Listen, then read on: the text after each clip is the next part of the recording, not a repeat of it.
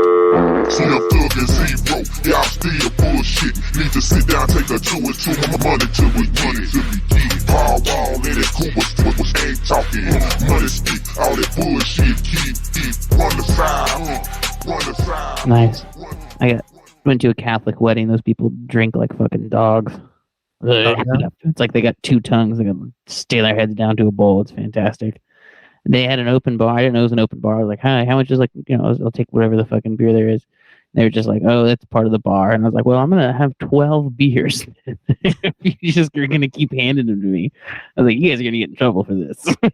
It's going to be, you guys don't know what you can just give me beers. Just going to keep, I like it when breweries used to do that for comedians. I think I'm definitely one of the type of comedians to ruin that deals at breweries where they're like, yeah, we had, you know what I mean? There used to be a thing where brewers just be like, oh, here's a cup, you can have unlimited because you're on the show.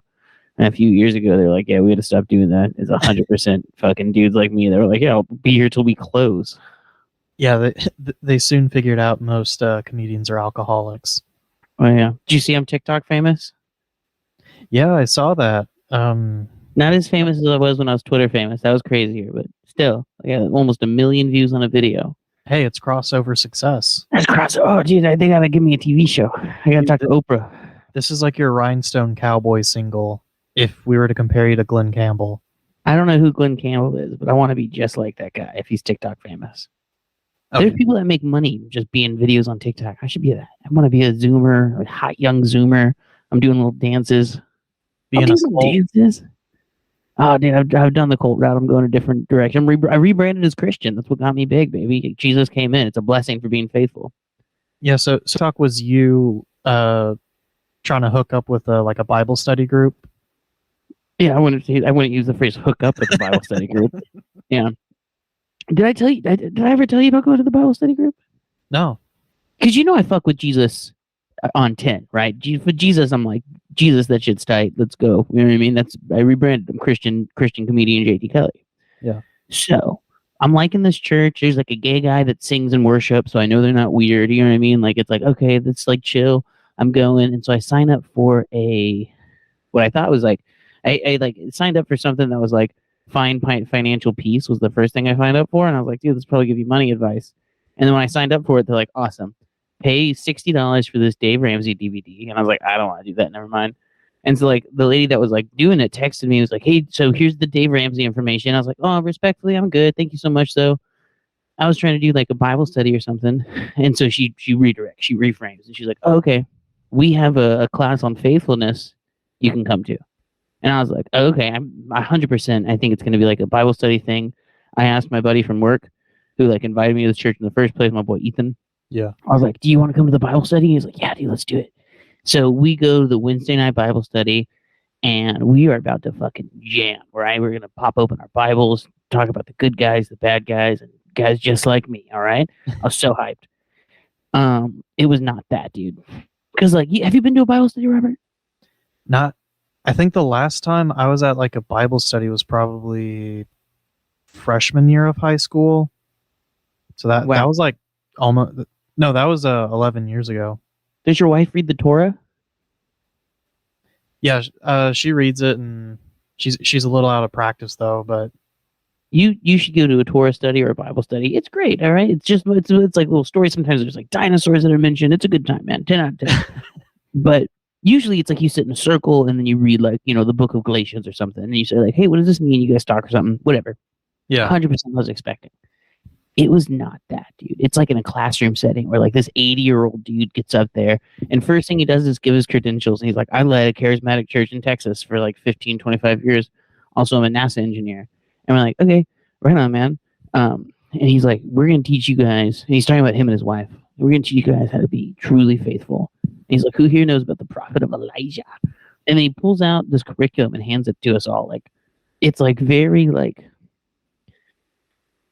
I don't want to say childish because it's not like. Was it like a homework packet? It looked homeworky. It looked like something that you would get in like a homeschool class about the Bible. It was very like. Had some like problem examples and. So it was like an outline, but there were missing words, and we were supposed to fill it out as it goes. And it was like.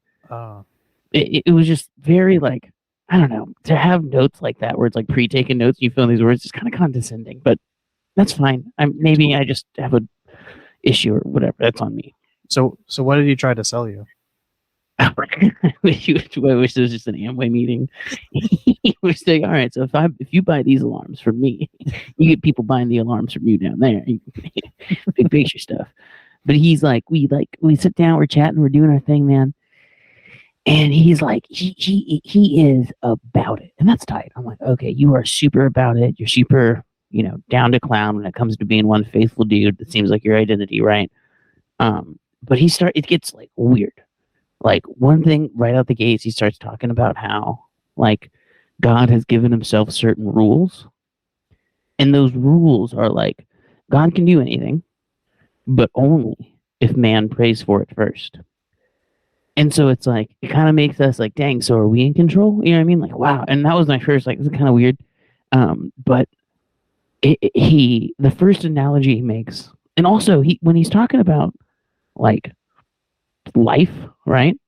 And Right. it says like, instead of saying like, since the day you were born, God loves you, he keeps saying, since the moment of conception, which is like, I see I see why you're using that. Because he said birth a couple times and then corrected himself to talk about how God loved us since our conception. Damn. Which is like, yeah, ever since I was a cum shot. I get it, buddy. You're really trying to make what you think a zygote is He rolls really clear to us. deep. Yeah. So God has loved you since you were in your father's ballsack. This dude was about that. Like, just clearly painting a very conservative picture. But like most people in there are young. I wasn't sure if people are going to be rocking with that or not. I don't know. We're not, it's not like we're asking questions. He's in charge. He's leading this. He's doing his thing. He goes on to talk about the power of prayer, which is like, okay, dude, prayer. I'm with it, man. You get it. Meditating, prayer, anything you find there, good for you, buddy. I love it. I love that for you. Love that for me. Let's do it. He he kind of like breaks out into this thing about Russia, like this weird tangent about Russia. And he's like, you know how big of a country Russia is? Do you have any idea how big of a country Russia's massive. It's one of the biggest countries there is, millions of people there. Ukraine's a very small country. Ukraine's a very small country. Russia, if it wanted to, could completely wipe out Ukraine. You know why it hasn't been able to? Me and some of my friends over there have been praying for specific legions of angels to stand in the way and prevent Russia's army from toppling Ukraine. And like me and my bro Ethan both look at each other like, oh, this is good, dude. Like, whoa, like we're trying not to laugh, but it's like, this dude's 100% serious about it. This dude believes this from the bottom. Like the way that you and I know the sky is blue, this fool is about the fact that he has called upon legions of angels to prevent Russia from toppling Ukraine. And he goes on to say, and you know why? Ukraine's a Christian country. Ukraine's a very Christian country. How do I know? I work with ministries over there. And those ministries and we've been praying. We've been intercessing to prevent, like, and he's like, and I'm talking about specific instances, right? Like, that's real soon in the class. We're like, dang, dude. I really want to know, did anyone ask him, it's like, so how long have you been working with those Ukrainian pastors? Here's the thing. It's like, just the other day. Yeah. On dating scene. I just started. I finally came in to save the day. This was not a back and forth. This was like a classroom setting. We're all sitting down. It was a lecture. He's pacing, dude. He's on fire. He's on fire. He's moving 1,000 miles. Dude, this is his TEDx. Oh, this is his TEDx. Yeah, this is the TEDx Christian charismatic Christian. Either way, dude. Whatever he calls himself, I'm kind of on his team just because I love his energy. All right, I got to be honest, dude. I would have been swept up in the Jonestown stuff. Like, I seen a video of that dude just shouting from the pulpit. I was like, dude, I could get caught up in that quick. I just love good energy. You know what I mean? If your vibes are intense or heavy, you'll probably do what you say. But he goes on, he's screaming about Russia, and he's smiling. This dude, he's like ear to ear, like as if we're eating this up. Like, yeah, that's what I'm talking about. Then he says, we were able to topple Iraq in 3 days. Because I don't know if you guys remember this in 2003 when we invaded Iraq. Talking about we in the United States. He goes, when we invaded Iraq, it took us 3 days to topple that. You think that's not spiritual warfare? I don't know what to tell you. That's spiritual warfare. He goes, I've seen videos of soldiers being baptized before they're sent off. The day before they're sent off to war. That's spiritual warfare. And I'm like, whoa, what? And he goes, and that's because the righteousness of this country America is obviously his favor with the Lord. I swear to God, he said this. He goes, now clearly America is favored with the Lord because our founding documents are based on the Bible, and like they're not. They're 100% not. But like me and my friend like look at each other and we're like, oh dang, this is like even spicier. But this dude feels on top of the world. This dude is like, he honestly, dude, honestly, you catch me with a few too many cold ones in me, and I'd probably jump on this dude's train just because his energy was so heavy. This dude was an absolute locomotive of good energy. Yeah. Super about what he was saying too. But it was like, it was shocking. He went on to, just make declarations about prayer and about like living in America and about how like prayer is going to be like the all fixing, all solving answer. So he finishes up his thing. He does the whole shebang, and then he goes, any questions? And it's like, yeah, definitely we got some questions, my man. Definitely we got some questions here. What's funny is he at one point he starts talking about how God would never want someone to get divorced. Okay. And I'm like, okay, this is the same God that killed 1 million Iraqi civilians through his holy war of the holy army of the American Marines. And it's like, what a delusion this guy holds, where he's like talking about there's never going to be a point where where God's saying you should divorce your spouse. And he goes, that was the real question I had. I was like, hang on. So God says divorce, no way. Babies dying from drone strikes, there's a time and a place for everything. Like, it's like, dude, you have the wildest lines on stuff like that. Couldn't believe it. But we get to like the question part. He yields the floor for questions, and I think everyone's gonna just fucking explode. I'm like looking around. I'm like, these guys are all gonna be like, hey, dude, you seem like a fucking racist, my G. Like, you seem like you are an American exceptionalist that's painting, the God that you worship from the Middle East, right? Yeah. The carpenter from the Middle East, the Arab carpenter from the Middle East that you worship. You are saying that he has ordained like imperialism. That's like serving unto God. It's like, damn, dude, like that's Christopher Columbus. That shit. That was wild. Wow. But no one gave a shit. Everyone was like, damn, that was good. Everyone loved it. I was shocked by how everyone loved it. And just me and my bro just kind of looking at each other like, dang, so we don't eat this up. But this guy raises his hand, goes, I got a question. He goes, yeah, God's chosen people are the Jews. And the Holocaust happened. Two truths, right? And he goes, I'm sorry.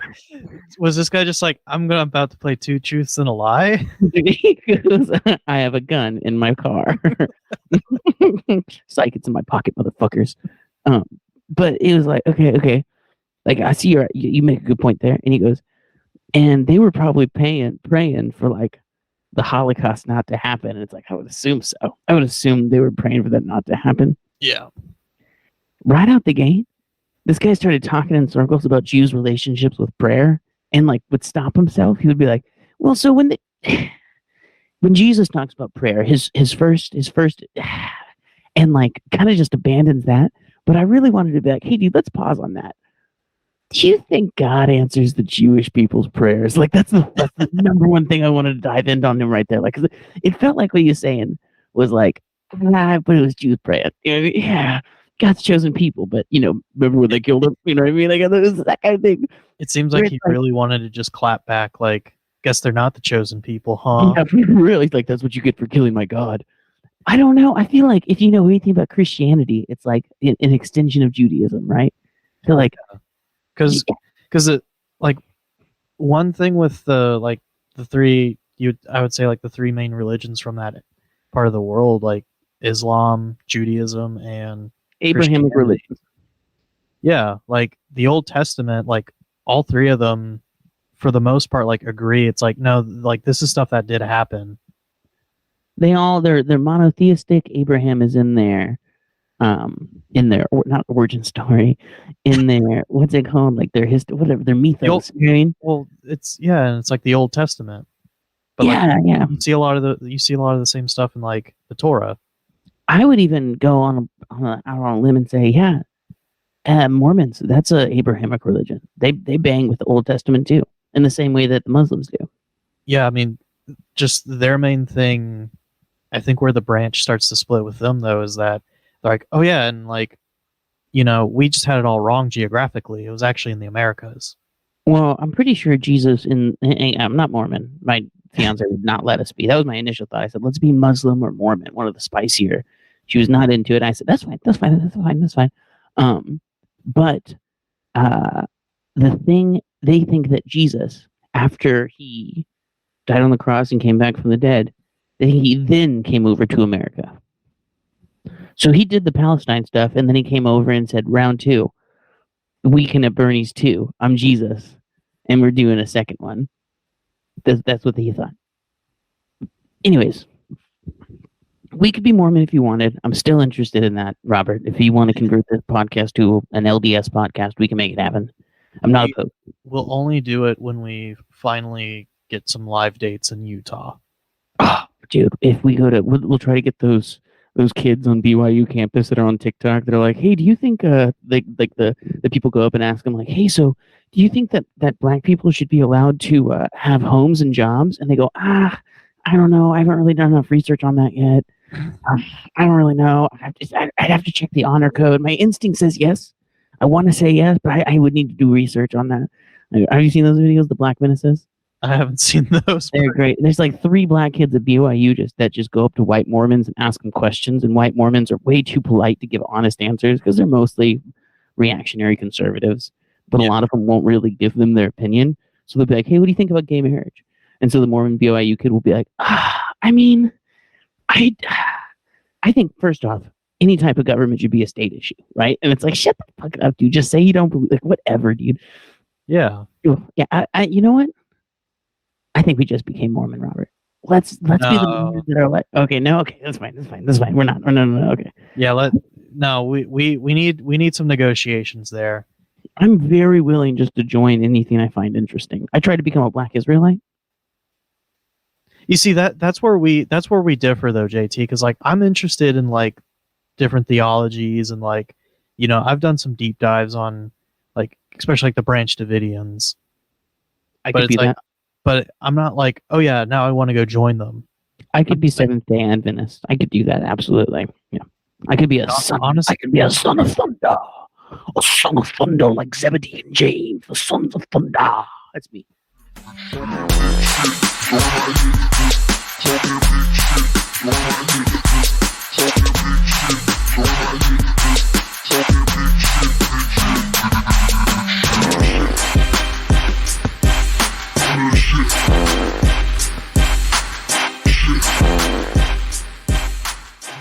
Okay, so he was trying to say, he wouldn't say Jews don't go to heaven, but like you could tell that's where his heart was at. Like he wanted, like, I wanted to be like, dude, after all the shit you said, just say Jews don't go to heaven, man. Come on, man, just do it. But he wouldn't say it, and that was fine.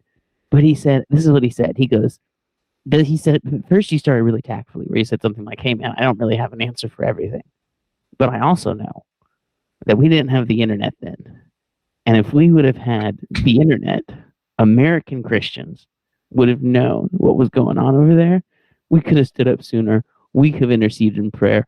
We could have prevented that from happening. And I was like, dude, that is like a standing ovation amount of hot take right there. That is fucking incredible, dude. Like I heard that and I was like, okay, dude, you should be a lawyer or a telemarketer. You're a genius with words. You silver tongued your way into my heart right there. That was beautiful, my dude. He goes, why did God let the Holocaust happen? Why did God let the Holocaust happen? Because American Christians weren't there to pray, because they didn't see on Facebook memes that they were needing prayer. They didn't have a click share button on that post that said 1 share equals 1 prayer. That's why. 1 share equals. Why are you whispering that? Because I feel like the Spirit told me to say that. It wasn't me. That wasn't JT, dude. I turned off and the Spirit came through and said 1 share is 1 prayer. This fool has that type of ideology where it's like he was literally saying, that might not have happened. If me and my friends could have seen that on Facebook, we would have nipped that right in the bud. And that's like the spiciest take of the night. That was like that was incredible, man. That to me was like my jaw was dropping. I was looking at my boy Ethan. He was just laughing. Like no respect for this man, just straight laughing. But yeah, I feel like there's even spicier stuff that he said that I forgot. But that was Bible study number 1. Is there a sequel? Or yeah, I went to another one. When was that? Was that last Wednesday? It was a couple weeks after. So I tried to find like a normal Bible study, and I couldn't find one. There was no normal Bible study. It's a But lot what harder than people set it out to be. they did have is like a small group. And I was like, oh, I'll go to the small group. It's got to be pretty much the same thing. I said, what are we talking about? He was like, this is the guy that my contact I found online. He said, this one actually doesn't have a topic. We're just finishing up. We're going to talk about the sermon from this week and just hang out. I said, sounds good to me, man. So you got my vote. So I show up, and it's like all dudes in their late 30s. And I was like, okay, early 30s. I'm 29. I turned 29 a couple days ago. I'm almost 30. And so they're all single, and they're all talking about how they're single. And they spend the entire time showing each other photos of other 30-year-old chicks on Instagram, talking about if they're bad or good chicks. Oh, you think this chick's good? Oh, she's good. You think she's bad? Oh, she's bad. And that's it. That was the whole Bible study. And I was like, I don't know if anyone's reading the Bible anymore. I was like, which is fine. I'm not going to make anyone read the Bible, man. But I was just surprised that was the vibe. That was the whole thing. And then they started talking about how mad they get when girls wear sports bras into gyms. And I said, yeah, we should make them bitches wear burqas, huh? Nobody laughed. Nobody laughed. And then this guy was like, this girl comes in with talking about going to the gym. This girl comes in with a sports bra, and she's doing something on some butterflies, blah, blah, blah. And I'm looking at her. I'm just trying not to look. And I was like, what are you doing? Why are you trying to get my attention? And I said, yeah, man, she definitely wore that sports bra for you. And he goes, excuse me? And I said, oh, I was saying she definitely wore that sports bra so you would see her in it. And he was like, huh, and took that as like a genuine thing and not me roasting him. And I was like, damn, you guys are like dumb as bricks. Like you guys came here to the bar and we're like, hey, what should we talk about? And it's like, well, we should talk about disobedient women and how they should obey us more. It was so great. I don't know. Maybe I should get into like metal detecting. Didn't you already try metal detecting? I did try to get into metal detecting before the Bible. Yeah, it wasn't interesting. Well, it's actually really fun. It's just time consuming. Yeah. So that last one you went to with all the 30-year-old single guys. Mm-hmm. They're all in sales. They all love Bitcoin. One of them showed me an NFT he bought, and I was like, wow, the only thing lamer than telling women to not wear to the gym is showing me NFTs you bought. I'm just trying to think of that conservative like podcast guy. But they all talked about how tight Ben Shapiro is, too, and how smart he is. Oh my god. Yeah, I really wish I'm trying to look up his name because it's like when he's not talking about like conservative talking points, he's just complaining about how like there's no woman fit to be his wife and that it's not his problem, it's their problem. Nice. But that's a cool take. I mean, I'll be honest. It just sounds like you were in a room full of that guy, and god damn it, I can't remember his name. I feel like I had because I'm the farthest thing from a conservative. Literally, I'm as far as you can be from a conservative. But I have conservative friends. Jimmy Tibbs is a good friend of mine, right? Yeah. Jimmy Tibbs. Oh my god. Okay, so did I show you the bio that Jimmy Tibbs wrote for me, Robert? Yeah. It's evil, right? It's funny. I lost a friend from it. Yeah, I saw that. But here, I'll let you go into that because I saw your Instagram story about that, and it's pretty wild. I couldn't believe it. Okay, so I'm headlining the Valve in July. Very excited, very very excited to headline the Valve. Right. Mm-hmm. I ask my friend Jimmy Tibbs, local comedian, international bad boy. We've had him on the show. One of my favorite episodes. Jimmy Tibbs is a trip. Not only is he a successful businessman, but he is a character within himself, a walking goofball. I call him the Black Lex Luthor. He loves to be the heel. He's so funny, so inappropriate. He bought me my iPhone. He bought me this iPhone. Yeah. Because he said, if you do a show with people with all high voices, and then invite blind people. He wanted me to do Avery Moore, Nikita Redcar, Nora Franklin, Andrew Horniman, just everyone with a high voice. And he goes, and call it, they're all the same damn people. And I said, okay, I'll do that. I'll do that for you to buy me a phone. And I did it. His weird little evil plot that he wanted me to do, I told him he had to headline. He went up and did 10 minutes, made me laugh. But I asked him, I said, Jimmy, will you write me a bio? And I'm going to read it to you. It comes on so he owns vending machines. It's one of his many careers. Yeah. It comes on a letterhead that just has 2 vending machines on the top of the letterhead. Incredible. Like how if I got 2 swans, not 2 swans, 2 sparrows tattooed on my chest, that's how the vending machines are at the top of this letterhead. I'm going to read it to you. It says, J.T. Kelly is a seasoned comic from Southern California. His first French kiss was at age 9 with a black girl. And then in parentheses it said, a bad habit he picked up from his uncle George Lucas. Born during the Clinton administration, he's an ardent advocate of social justice.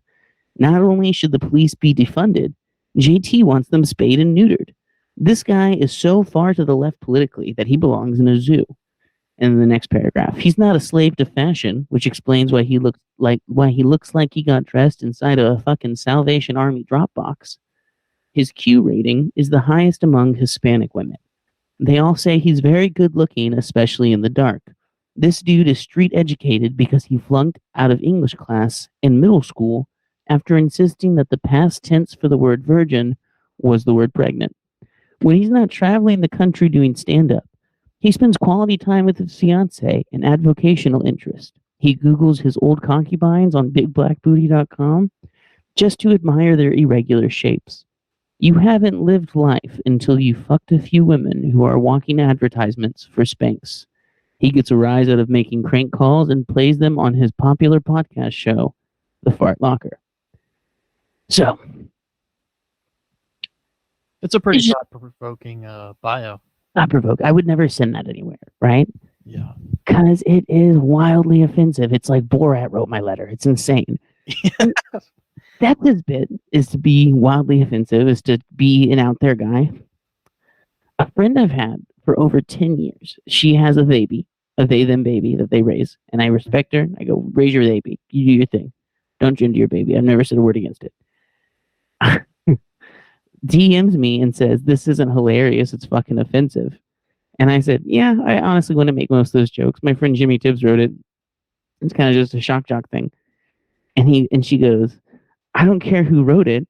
This is disgusting and racist. And I was like, yeah, I do want to be clear here. Jimmy Tibbs is like an older black guy. He's like an older black guy that's trying to be ironic.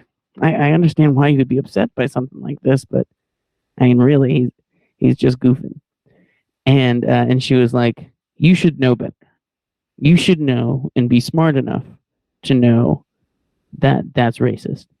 And I was like, yeah, I mean, it's a little racist, but it's not me saying that this other guy said it. And she goes, you're trying to get cool points for having a black friend. And I was like, whoa, if I wanted cool points, I would not pick Jimmy to be the cool black friend. Like, Jimmy is a 45-year-old conservative dude. Like, trust me, he's not cool. It's not a cool thing. And then she goes on, I swear to God, she goes, it's your responsibility as a cis white male to check your friends when they're saying racist things and to not share that racism. And I said, just so I understand, you're telling me that part of my job is to tell black comedians what they should and shouldn't say. And then she blocked me on Instagram. No, for 10 years. I was so surprised. I was like, wow, what an extreme reaction. But yeah.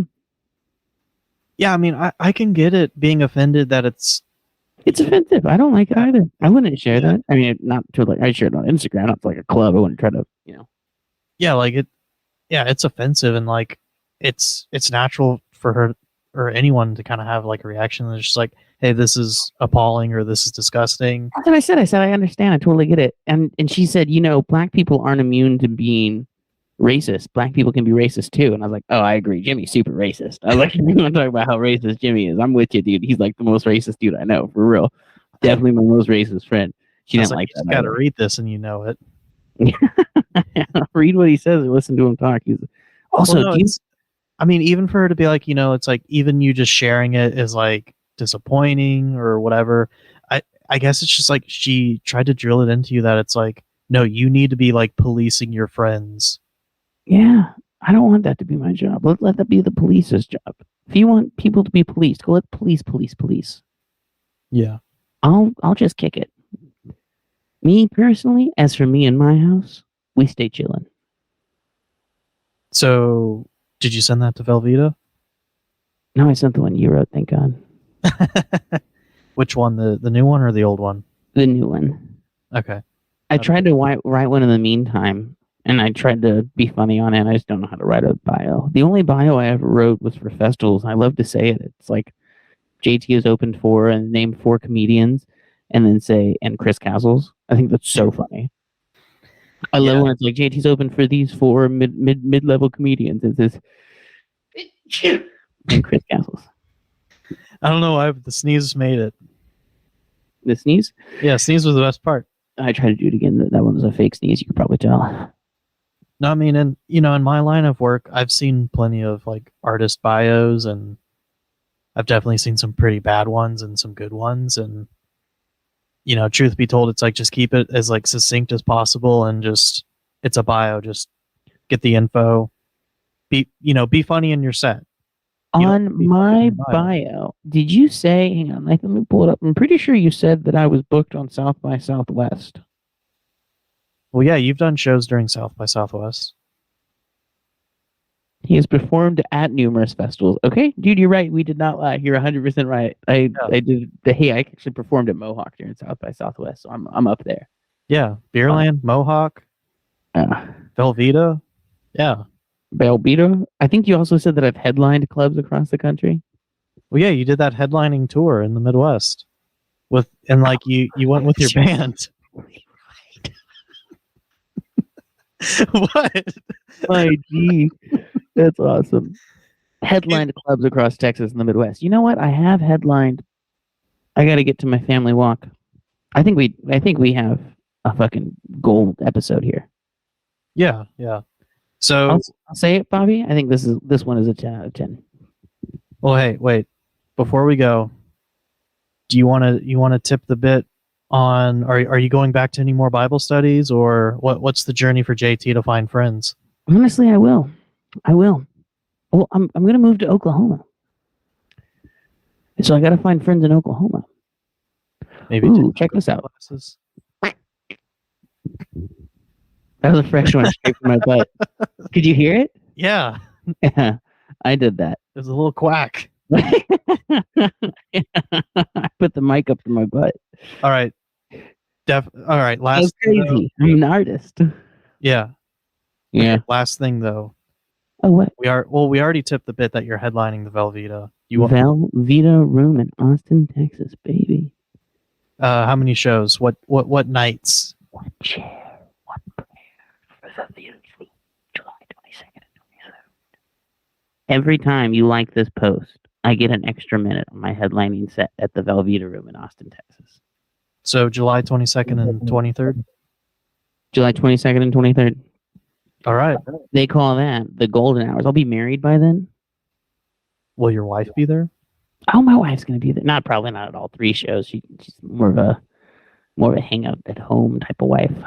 What if you got her to like open? She would love it. I guarantee she has a tight 10. Yeah. Ian Stanfield asked me the other day. He said, "Oh, that's your fiance?" I said, "Yeah, that's my fiance out there." And he said, "She doesn't come to a lot of comedy stuff, no?" And I was like, "No." And he goes, "Does she not like it?" Or I was like, "No, she just has like a full ass life that she enjoys." She's not like, "Oh, I should go see some local comedy." Let me go see the local comics. She not like it? I was like, "No, she likes. She dates me. She likes me.